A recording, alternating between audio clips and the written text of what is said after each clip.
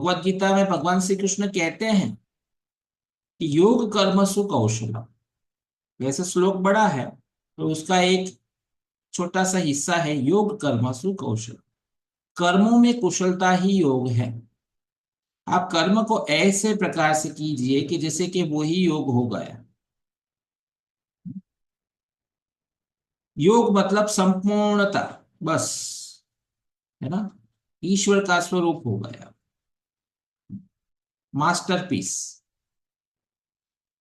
तो कर्मयोग साधना में मनुष्य कर्म बंधन में बांधने वाला कर्म नहीं करता।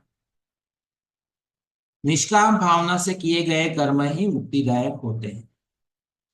सांसारिक कर्म करने हैं आपको, तो कैसे कर्म होते हैं वो? ये कर्म किया, उसका ये फल मिले, इसीलिए मैंने किया।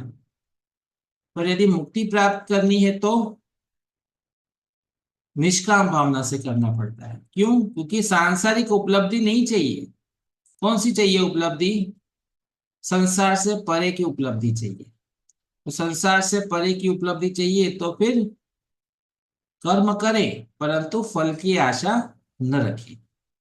और यही तो बात है। यदि आप फल की आशा रखोगे, प्रतिक्रिया की आशा रखोगे, तो सांसारिक चीजें मिल जाएगी ना आपको, बहुत सीधी सादी बात।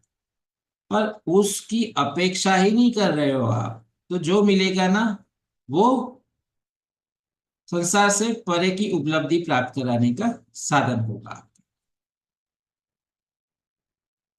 तो कर्मयोग साधना में मनुष्य कर्म बंधन में बांधने वाला कर्म नहीं करता। निष्काम भाव से किए गए कर्म ही मुक्तिदायक होते हैं। फिर दूसरा कहते हैं भगवत गीता में समत्व योग उच्यते।